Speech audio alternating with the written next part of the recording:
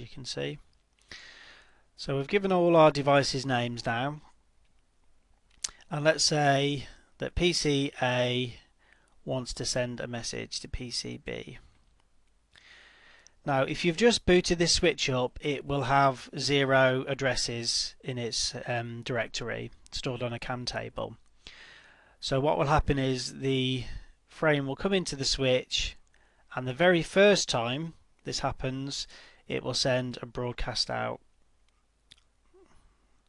on all wires. So it's like an all points bulletin saying, okay, I've got a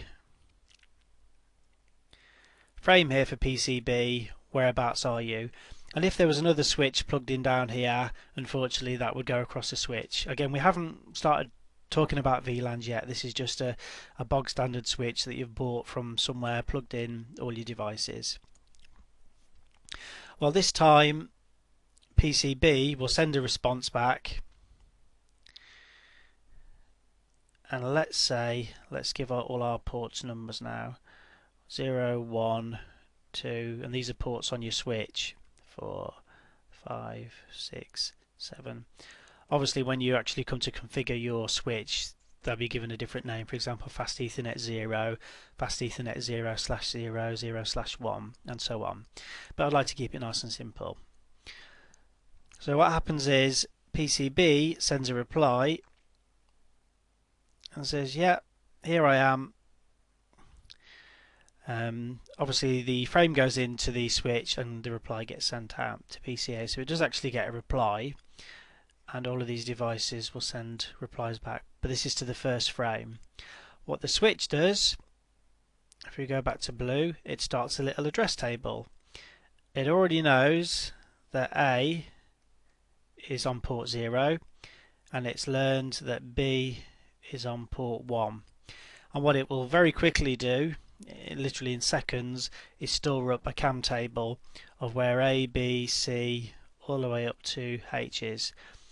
Now if no information, and this is default behavior, if no information is heard for a while on various ports, the switch, depending on how it's configured, but by default, will clear its cache.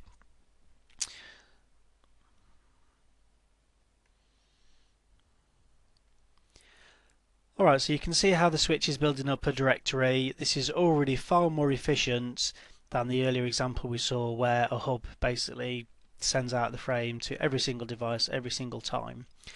The other very clever thing is, I talked about collisions earlier, so I'm just going to show you.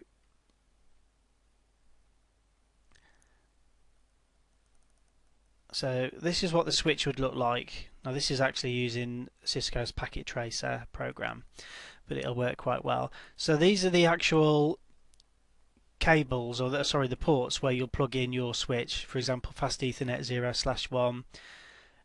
By the way, have a look at the back, because the numbering system doesn't always follow what you and I would put down. For example, it could be 0, 1, 2, 3, 4, 5. You may plug in to there thinking that's 0, that's 1, that's 2. And hands up, I've made this mistake myself, and I've sat there trying to troubleshoot the problem for ages and realised it was just a silly mistake on my part. But each port on a switch is its own collision domain. So for example, say you've got a problem on this interface here, and it's sending out, say the network card that's plugged into this port is having problems, it's dying, sending out bad frames. The collisions will only remain on this port here. All the other ports will be unaware of collisions.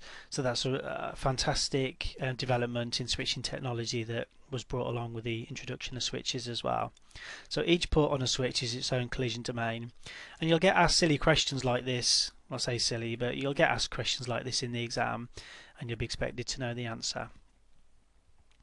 So the other point I wanted to talk about is, say for example, all these devices you've plugged into a basic switch and you haven't even configured it. Switches generally can work on simple networks in a plug and play way.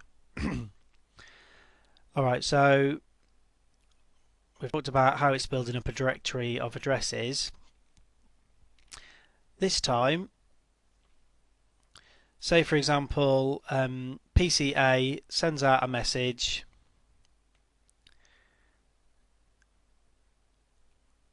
and say it's booted up, for example.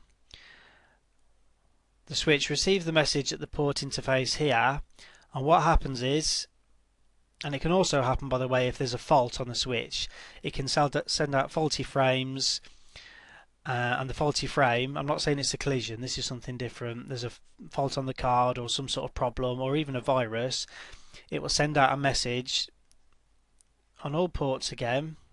So you've heard of broadcasts, network broadcasts. These are very bad. That's a technical term.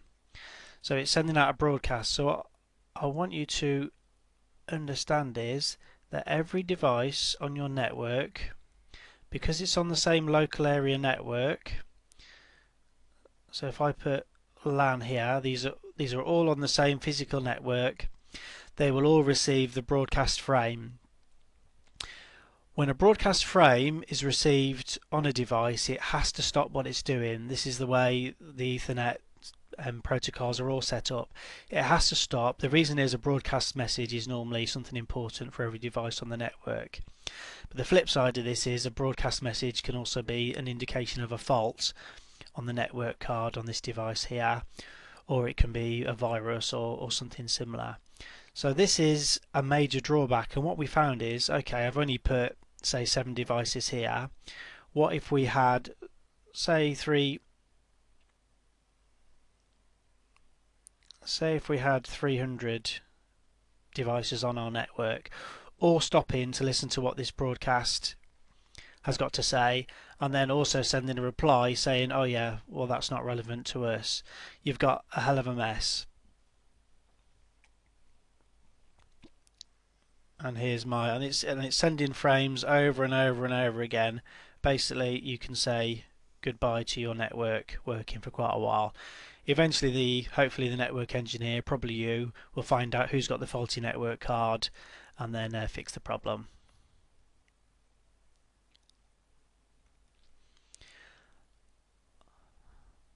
Alright, so we're basically, I think it's time we looked at VLAN basics here. So I'll put a little tick on here to say this is what we're talking about. Again, this is just a general overview at the moment. And by the way, I really do recommend that you read a good quality theory book as well. We've got different ways of learning things. This is a visual way, so this is obviously attaching to a certain part of your neurology in your brain. If you actually read it goes in a different way in your brain. And then most importantly, kinesthetic or hands-on, you must go through configuration guides. We've got loads and loads of VLAN labs on howtonetwork.net for you to enjoy. There's loads of freebies as well in the challenge lab section on 101 labs. So apologies for the plug of the site there, but I really do think it's important. Sometimes people tell me they're struggling to get stuff to sink in and they just haven't found the right learning method for me. I like these lectures, I like this sort of thing. Really, I like to get hold of a book and scribble on it and make notes and highlight stuff and then just configure stuff until it finally sinks in.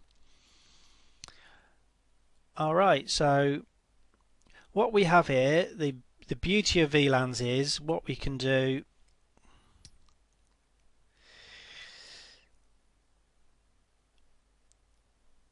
Let's say, okay, I'm going to put a square around this here.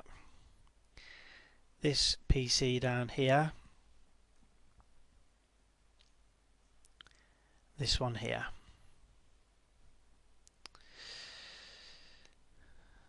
So this is a small office. Obviously this stuff all scales really well.